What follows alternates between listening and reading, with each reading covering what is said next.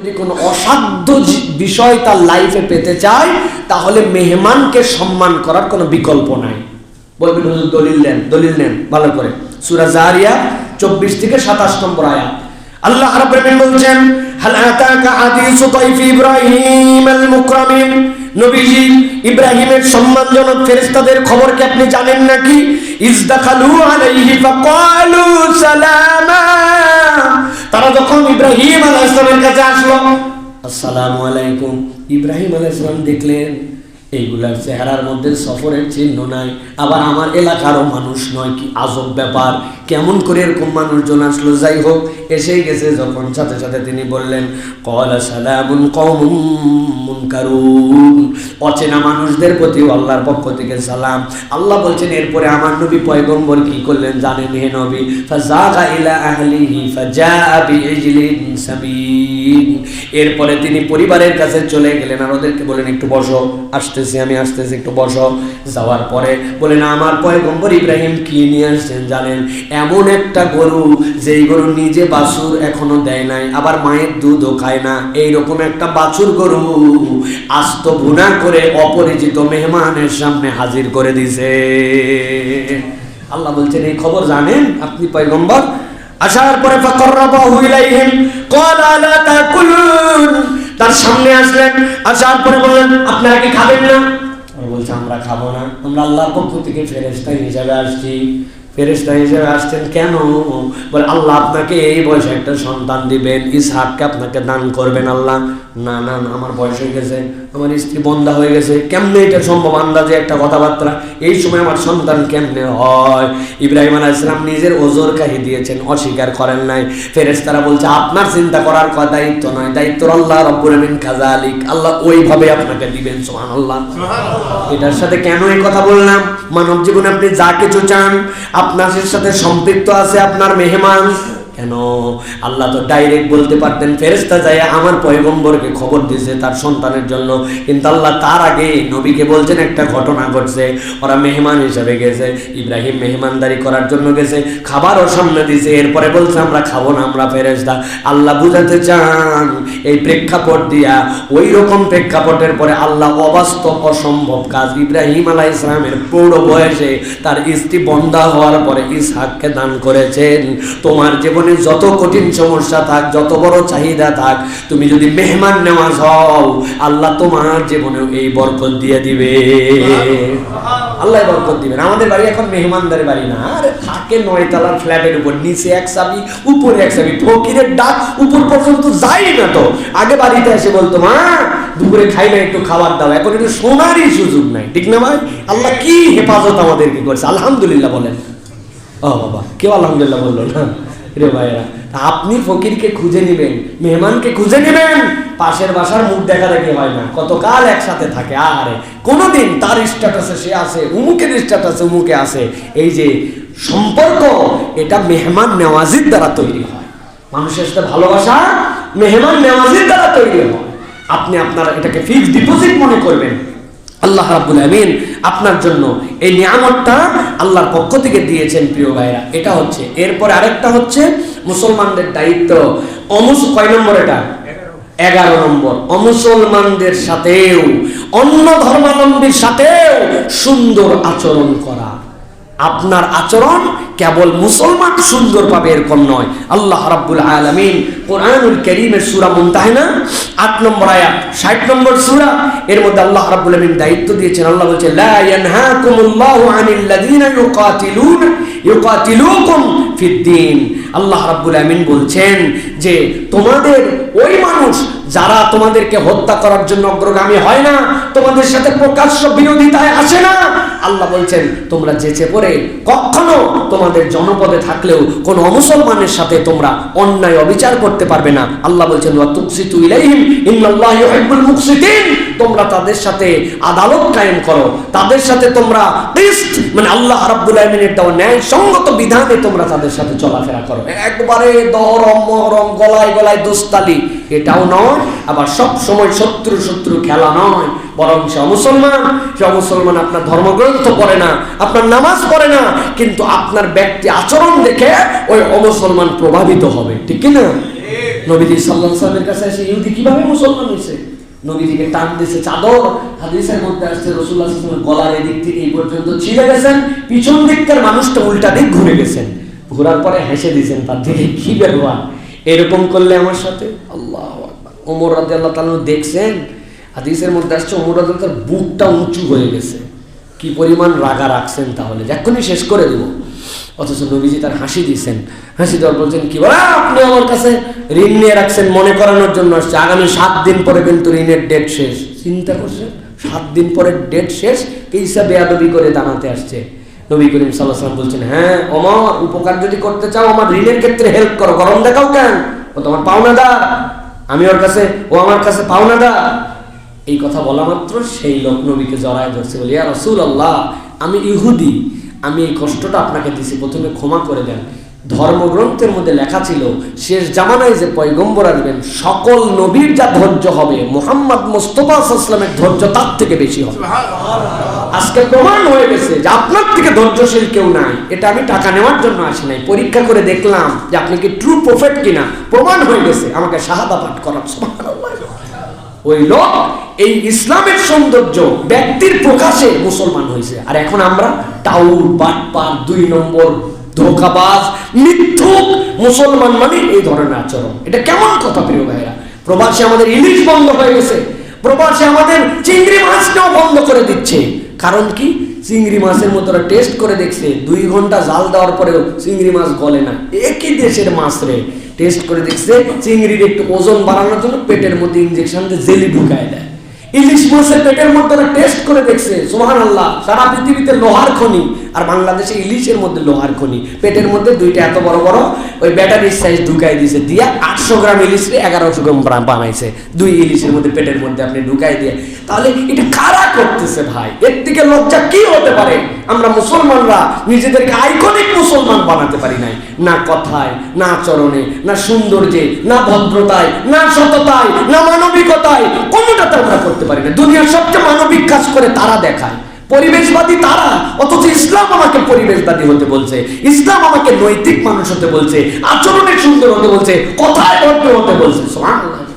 অথচ আমরা এগুলা করলাম না। সর্বশেষ আল্লাহ রাব্বুল আলামিন 5 শ্রেণীর মানুষের সাথে, না 6 শ্রেণী, আল্লাহ বলছেন হে নবী 6টা লোকের সঙ্গ আপনি ত্যাগ করবেন। কয়টা লোক? এই 6 শ্রেণীর মানুষের সাথে আপনার ওঠা বসা চলাফেরা, দহরম মহরম, খায় খাতির, আড্ডাবাজি, এগুলো চলবে না।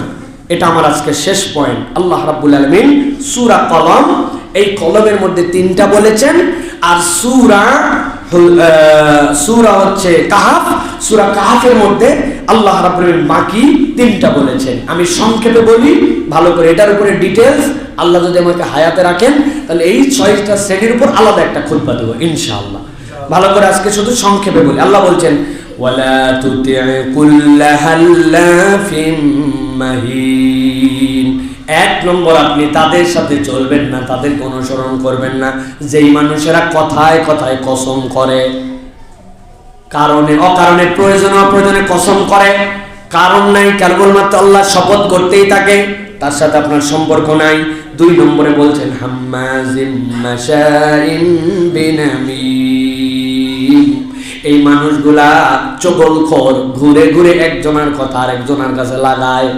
আপনি বুঝবেন যে এই লোক আপনার বন্ধু, সে যে অপর বন্ধুর কথা আপনার কাছে বলছে, আপনি নিশ্চিত হবেন আপনার কথাটাও সে অন্যের কাছে বলবে। আল্লাহ বলছেন চগলখোরের সাথে আপনি সম্পর্ক রাখবেন না। এরপরে বলছেন মান্নাইল লিল খাইরি মুতাদিন আসিম। অবাধ্য, ভালো কাজে বাধা দেয়, ভালো কাজে বাধা দেয়, ইসলামের কাজ পছন্দ করে না, ইসলাম পছন্দ করে না, এরকম লোক, গোষ্ঠী, পার্টি, দলের সাথে আপনার সম্পর্ক থাকবে না। এই জন্য আল্লাহ রাব্বুল আলামিন এটা আমাকে নিষেধ করেছেন। এরপর বলছেন উতুল্লিন বাদা যালিকা জানিম। আল্লাহ বলছেন এদের স্বভাব রূঢ়, কেবল স্বভাব রূঢ়ই নয়, এই মানুষগুলা হচ্ছে কুখ্যাত চরিত্রের। আল্লাহ বলছেন এদের সাথে সম্পর্ক থাকবে না। তাহলে এখানে পাইলাম কি? কথায় কথায় কসম। আল্লাহর কিরা, হ্যাঁ, আল্লাহর কসম, কাঠের কসম, চোখের কসম, দোকানের টেবিলের কসম, যা পাইছে সামনে, তার বাচ্চার কসম, মাথার কসম, টুপির কসম, আন্ডারওয়ারের কসম। আছে না, মানে কসম করতে করতে কোনো কিছু বাদ দেয় না, ওখানে কসম আর কসম। অধিক কসমকারী এর সাথে কোনো সম্পর্ক থাকবে না। এরপরে ঘুরে ঘুরে নিন্দা করে, এই নিন্দাকারীর সাথে সম্পর্ক থাকবে না। আর একটা কি, পাপিষ্ঠ, সীমা লঙ্ঘনকারী, আল্লাহ বলছেন কুখ্যাত, রূঢ় স্বভাব, এই সকল মানুষের সাথে কেন সম্পর্ক রাখা যাবে না? এটা মুফাসসিরিনে কেরাম ব্যাখ্যা করেছেন, এই স্বভাবগুলা মানুষের মধ্যে সংক্রমিত হয়। কি হয়? কসমওয়ালার সাথে চলতে চলতে আমার বাচ্চা এসে একদিন বলতেছে আল্লাহর কিরা, আমার বাড়িতে এরকম কথা জীবনে আমরা বলি না। তুই আল্লাহর কিরা শিখলি কোন জায়গায়? কে জানি বলছে, বাইরে গেছে, স্কুলে গেছে, আল্লাহর কিরা। আল্লাহর কিরা আমাদের শব্দই না, আল্লাহর কসম কসম বলি। কিরা কি জিনিস দেখে আমার পিচ্চিটা বলতেছে আল্লাহর কিরা করে বলতেছে। বাবা আরে কি ডেঞ্জারাস! তাইলে এইটা মানুষের মধ্যে সংক্রমিত হয়। তারপরে এই যে মানুষের মধ্যে যে চকল করি সংক্রমিত হয়, রূঢ় স্বভাব, কুখ্যাত এই চরিত্র মানুষের মধ্যে সংক্রমিত হয়, অতএব এটার সাথে মেশা যাবে না। আর আল্লাহ রাব্বুল আলামিন সূরা কাহফের মধ্যে বাকি তিনটা বলেছেন। আল্লাহ বলছেন ওয়ালা তুতি মান আগফালনা কলবাহু, যার হৃদয় আল্লাহর জিকির থেকে আন যিকরিনা বঞ্চিত, আপনি তার সাথে থাকতে পারবেন না। 2 ঘন্টা একসাথে চলে, একবার আস্তাগফিরুল্লাহ বলার মতো পরিবেশ তৈরি হয় না, এমন কোন আলাপ হয় না যেখানে সুবহানাল্লাহ বলবে, এমন কোন আল্লাহর স্মরণের আলোচনা হয় না, অথচ সুপার আড্ডাবাজি, নোংরামি, বাজে কথা, বিশ্রী কথা। 2 ঘন্টা বসে আছে, 3 ঘন্টা বসে আছে, বন্ধুর সাথে আড্ডা দিচ্ছে, একটু আল্লাহর জিকির নাই। আছে না ভাই আড্ডাবাজি? আল্লাহ রাসূলকে আল্লাহ বলছেন ওয়ালা তুতি মান আগফালনা কলবাহু আন যিকরিনা। সাইড স্টলগুলো কি? আল্লাহর জিকিরের মজলিস না? ওটা তো গীবত কমিটির সেন্টার। আমি তো সবসময় বলি গীবত সেন্টার ওইটা, সমাজ বিশৃঙ্খল করেছে এই জায়গাগুলো। আল্লাহ বলছেন 2 নম্বর ওয়াত্তাবা হাওয়া, যারা মন পছন্দ জিন্দেগি চালায়, আপনি তাদের সাথে সম্পর্ক রাখবেন না। আল্লাহর সাথে সম্পর্ক নাই, উনার দিল যা চায় ওইরকম ইসলাম পালন করে, ওই লোকের সাথে আপনি সম্পর্ক রাখবেন না। আর 3 নম্বর ওয়া কানা আমরুহু ফুরুতা, অবাধ্য পাপাচারী। কি বলেন? শব্দটা বলেন, মানে কি ভাই? এটা মানে কি? অবাধ্য পাপাচারী মানে ভাই নামাজ পড়েন ভাই, নামাজটা বাদ দিয়েন না। ও মাথা নিচু করে বলতেছে ভাই পড়ি ভাই, মাঝে মাঝে পারি না, পড়া উচিত রে ভাই, ইনশাল্লাহ চেষ্টা করব। এটা একটা বক্তব্য। আরেকজনকে বলছেন এই নামাজ পড়ো না কেন? নামাজ পড়ি কি না পড়ি এটা আমার ব্যাপার, এত বলা লাগবে কেন? যখন হুকুম হয় তখন আমি পড়বো। ওরে বাবা, আছে না ভাই? আল্লাহ বলছেন ওয়া কানা আমরুহু ফুরুতা, এই চরিত্রটা হচ্ছে গুনাহ করে তার উপরে আবার হেডাম দেখায়। আছে না? হেডাম দেখায় তার উপরে, হ্যাঁ রাখবো না রোজা, করলাম না ইসলাম। এই যে আল্লাহ বলছেন এই চরিত্র যার, তার সাথে আপনি থাকবেন না।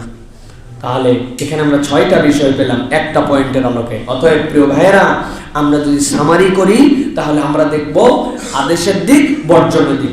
আদেশের দিক অধিকাংশই নম্র হওয়া, নিজে লজ্জাশীল হওয়া, কথাবার্তায় শালীন হওয়া, চলাফেরায় শালীন হওয়া, মানুষের প্রতি দয়াদ্র হওয়া। নিষেধাজ্ঞার দিকগুলা কি পাবো?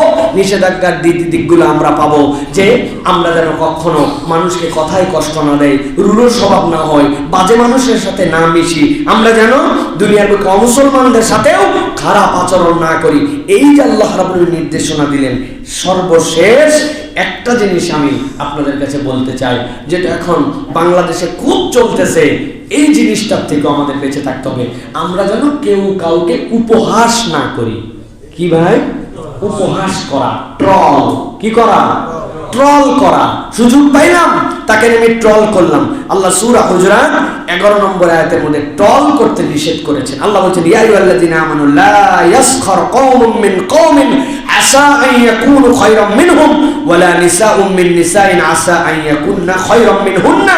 আল্লাহ বলছেন তোমরা মনে করতেছো আমরা ভালো, অমুকে খারাপ। ছেলেদের মধ্যে, মেয়েদের মধ্যেও আমরা ভালো, অমুকে খারাপ।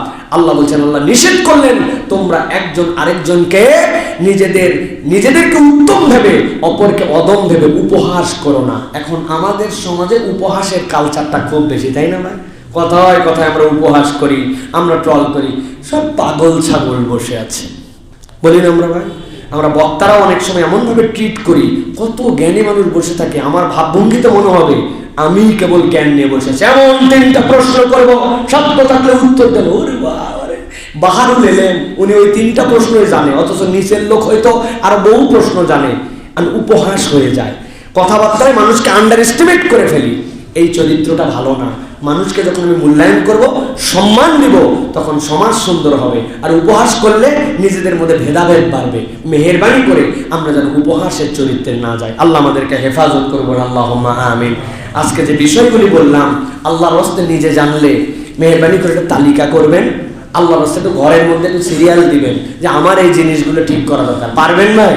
5টা লোক পারলেও আমি আনন্দিত হব। পারবেন ইনশাআল্লাহ? আর এই বার্তাটা মানুষের কাছে যারা দূর থেকে দেখতেছেন ছড়াই দিবেন এটা ইনশাআল্লাহ। আল্লাহ আমাদেরকে কবুল করবেন, আল্লাহুম্মা আমিন।